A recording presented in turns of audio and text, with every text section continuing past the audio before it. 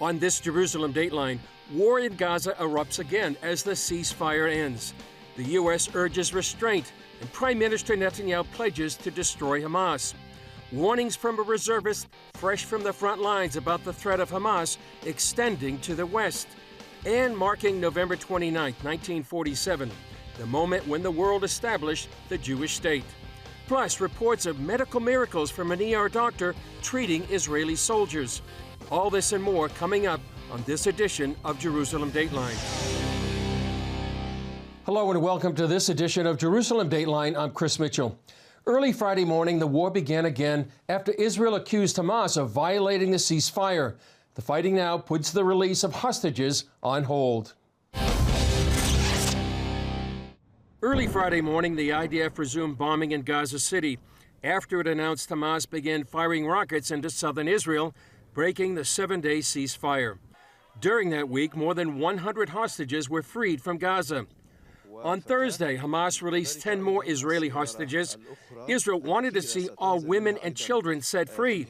But as the fighting begins again, the negotiations are on hold, and the fate of the nearly 140 hostages still in captivity is uncertain. U.S. Secretary of State Antony Blinken left Friday morning after a day of meetings with Israeli and Palestinian leaders. Israeli Prime Minister Benjamin Netanyahu told Blinken Israel's goals for the war have not changed.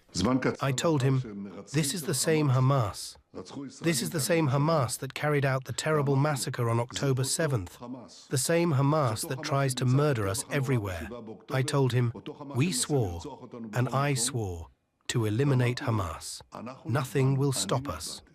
We will continue this war until we achieve the 3 goals: to release all our abductees, to eliminate Hamas completely, and to ensure that Gaza will never again face such a threat. Blinken repeated the administration message that there should be less civilian deaths and displacement in operations in southern Gaza. And Israel's Channel 12 is reporting Blinken gave Israel weeks to finish the job of destroying Hamas.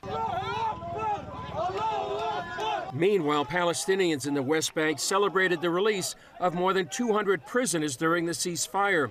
Most of those set free were convicted of terrorism, including attempted murder, stabbings, and bombings. Palestinian Media Watch announced the Palestinian Authority will be paying thousands of shekels to a number of these convicted terrorists. The PA has a long history of glorifying terrorists and martyrs by naming schools and public places after terrorists like Dulal Mughrabi, convicted of one of the worst terror attacks in Israel's history, and the infamous refrigerator bomber.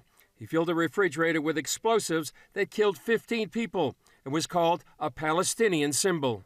Support for the PA's rival Hamas has increased substantially because of the war in Gaza. As a result, the PA has praised what Hamas did on October 7th. Despite this, U.S. Secretary Blinken sees the PA as a peace partner after the war. We've said, and indeed I had an opportunity to discuss today with President Abbas, the need for reform, the need to revitalize, to revamp the Palestinian Authority so that it can most effectively meet the aspirations of the Palestinian people and deliver for them. One story not getting a lot of play since the beginning of Israel's war with Hamas is about IDF casualties, or lack of casualties. While reporting from Barzilai Hospital near the Gaza border, CBN war correspondent Chuck Holton heard amazing things from an ER doctor. She's practiced medicine in urban ERs before in the U.S., but has never seen anything like what she's seeing now. They're very much miracles what I'm seeing here. It's literally like things are going out of their way to miss integral organs. People, the injuries I'm seeing here, had I seen them in the Bronx, would have been devastating, life-ending, debilitating injuries. Here, I don't know whether it's someone watching over them or whether it's just the strength of these people. Every single one of them, they come here, they're all injured. The first thing they do is ask when they can go back, because it's really the strength that you're seeing here. And miracle of miracles, we're just seeing incredible feats of strength and just someone's watching over us from above. Coming up, how the threat facing Israel is heading for the rest of the world next.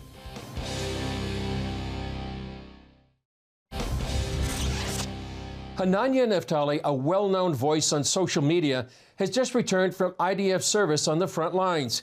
He came by our studio the other day and gave us an update. Hanania Naftali, great to see you again. The last time we saw you, or since the last time we saw you, you've been in Gaza. Is there anything you can tell us about that?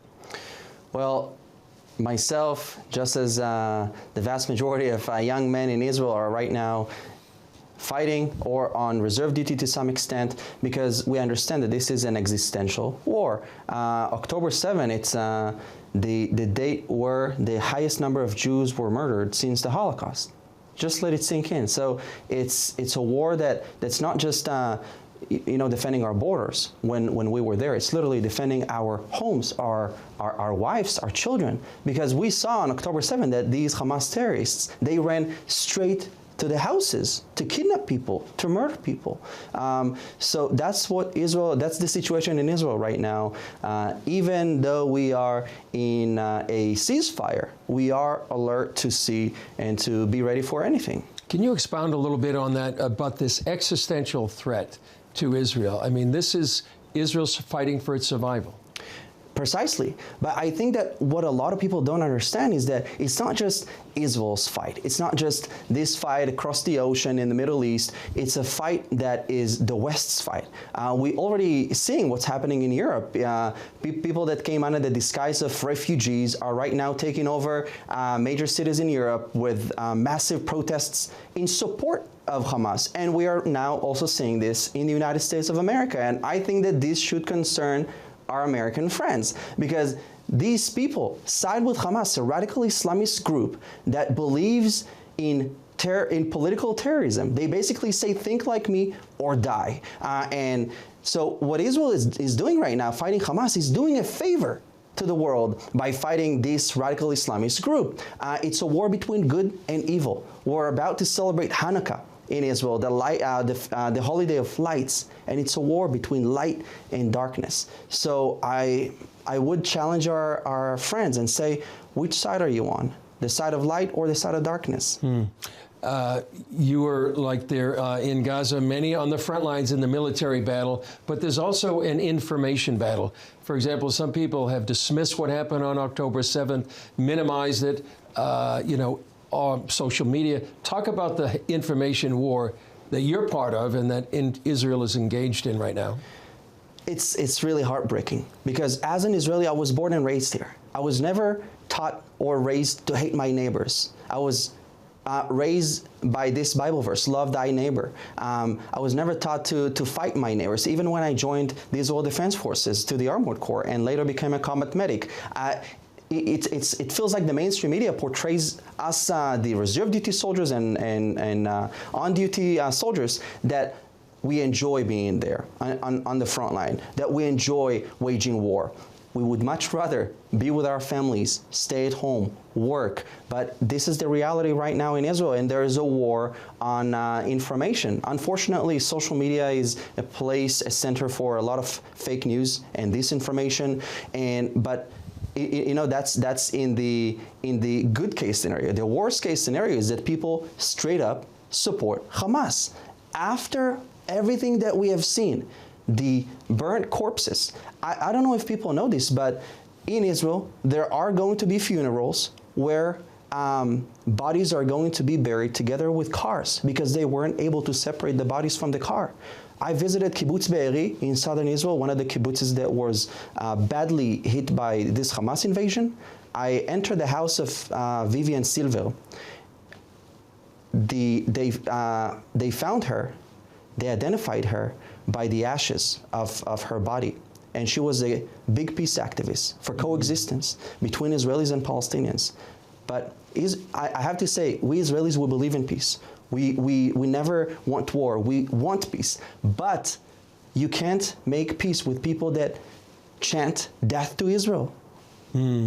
Last question, Hanania. We were yesterday at the Knesset. There was a prayer meeting. Jews and Christians gathered together to pray. In this battle of information and the military battle, how important is prayer? So important. It was a very symbolic moment that in the Knesset in Jerusalem, the Parliament of Israel, the capital of Israel, there were people gathered to pray for the peace of Jerusalem and for the victory of Israel. Because the victory of Israel is the victory of our friends as well, and the victory of God, because God stands with Israel, and He does not neglect and forget His people. So I think that it was so symbolic, and I would encourage people to keep praying for Israel. Because when I was inside the Gaza Strip, now, but also in 2014, during the Protective Edge operation, I felt those prayers. I believe that those prayers are saving soldiers in real time. So please don't forget to pray. Ananya Naftali, great to be with you, and we'll be praying for the peace of Jerusalem. Thank you. An important Israeli anniversary happened this week, November 29th. It's when the United Nations voted to allow the establishment of the Jewish state in the Holy Land in 1947. CBN Middle East correspondent Julie Stahl brings a report about this significant moment in Israel's history. Those who are in favor will say yes. Those who are against will say no. They called it the Partition Plan. UN Resolution 181 called for the establishment of a Jewish state and an Arab state in British-controlled Palestine. It represented the acknowledgement of the international community of the right of the Jewish people to establish a state. Also the right of the Arab people to establish a state in Palestine. The Partition Plan was so significant to the Jewish people that cities throughout Israel have named streets after the date. Kaf Tet B'November, the 29th of November Street, like this one here in Jerusalem. The plan set aside land in the Galilee, along the Mediterranean, and the Negev Desert for the Jewish people. The Arabs received all of biblical Judea and Samaria, later known as the West Bank, the Gaza Strip, and other small portions. Perhaps the most controversial part of the plan was that an international body would control Jerusalem. Still, the Jewish people accepted the plan. The Israelis didn't like it because it didn't give them Jerusalem, and it didn't give them Eilat and all the southern Negev. But they accepted it because, okay, this was the best we can get.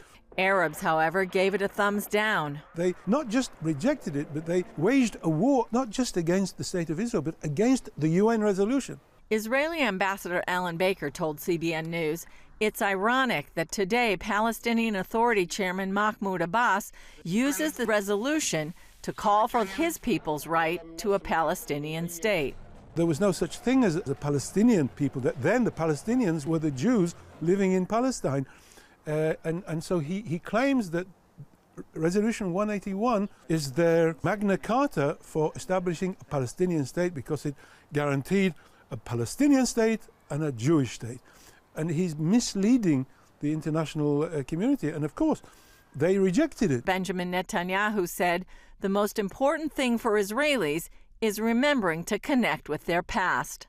The first need for the next 100 years is to remember the 4,000 previous ones. That is the first thing that will ensure the future of the Jewish nation in the land of Israel and the state of Israel.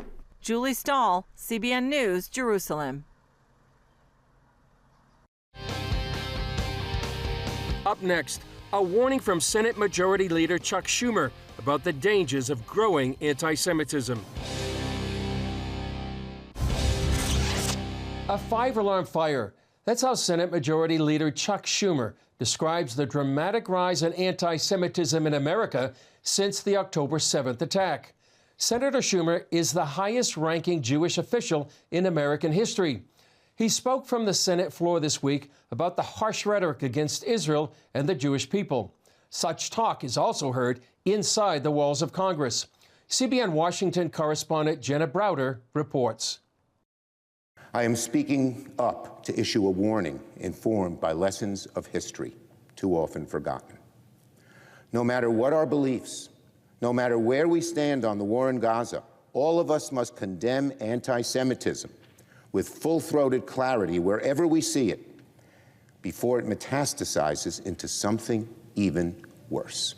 Majority Leader Schumer warned against blaming Jews for Israeli policy and cautioned not to allow criticism of government to turn into something much darker. Some of the most extreme rhetoric against Israel has emboldened anti-Semites who are attacking Jewish people simply because they are Jewish. Schumer said younger Americans especially seem to be jumping to support a cause and message they don't understand. I believe there are plenty of people who chant from the river to the sea, Palestine will be free, not because they hate Jewish people, but because they support a better future for Palestinians.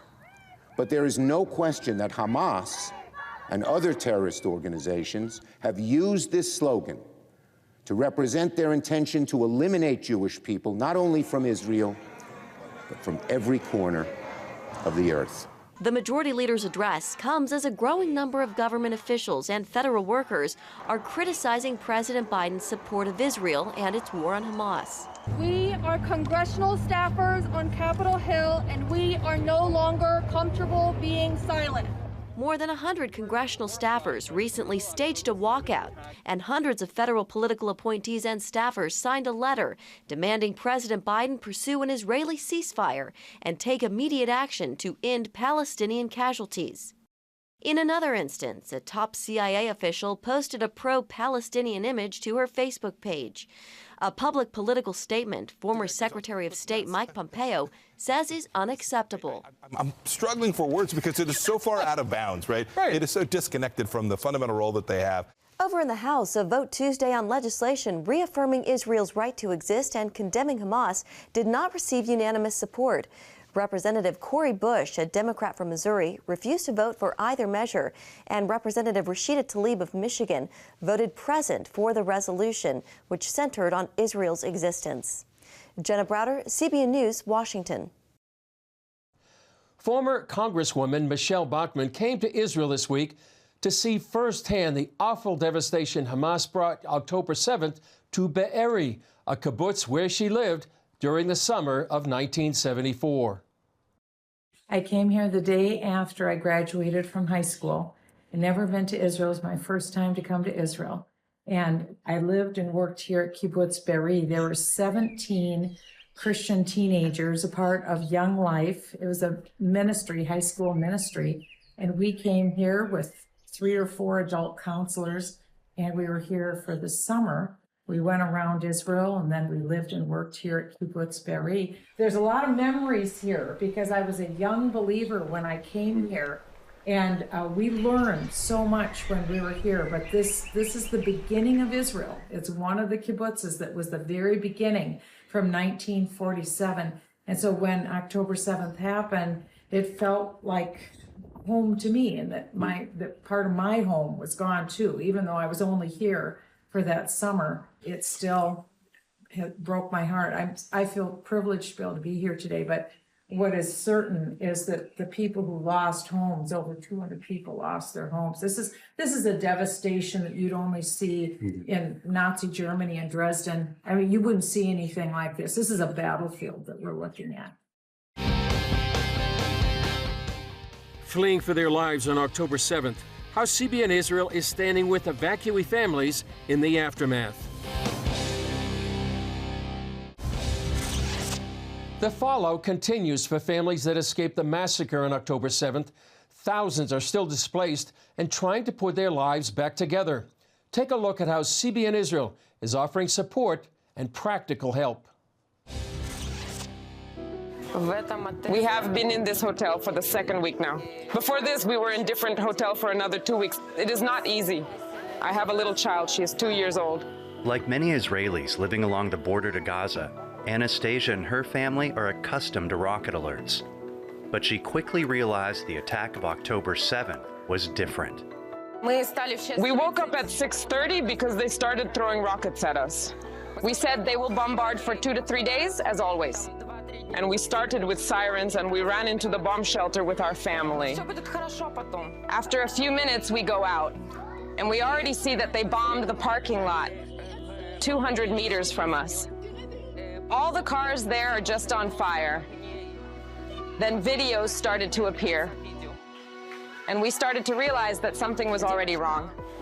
That this is not just a bombshell. It was horrible because stories started coming in on Facebook News. When the initial attacks were over, Anastasia's community leaders checked on people. It was silence. The whole city, like dead. We had an ambulance roaming the neighborhood. it would stop near houses, probably telling people that someone from their family was kidnapped or killed. CBN Israel was working with Anastasia's family before the October 7th attacks, so we reached out to her to make sure they were okay and to provide assistance, counseling, and much-needed housing. They helped my mom a lot. CBN is always ready to help and will answer any question, and no matter what time. Anastasia and her family are now safe in a hotel thanks to support from donors like you. They are distributing coupons here. This greatly helps families who will go now and will be able to spend money on food or on something they lack. CBN Israel is making a difference here and standing alongside many families like Anastasia's during these difficult times. The group of people that came who believe in God, they have done so much good for us. Really, we are so grateful. This is completely impossible to understand. Where does so much kindness come from? And the donations for others? For people they don't even know. All you want to do is help. We are very grateful. It is just wow. We are together. We are alive. There is something to thank God for. Well, that's all for this edition of Jerusalem Dateline. Thanks for joining us.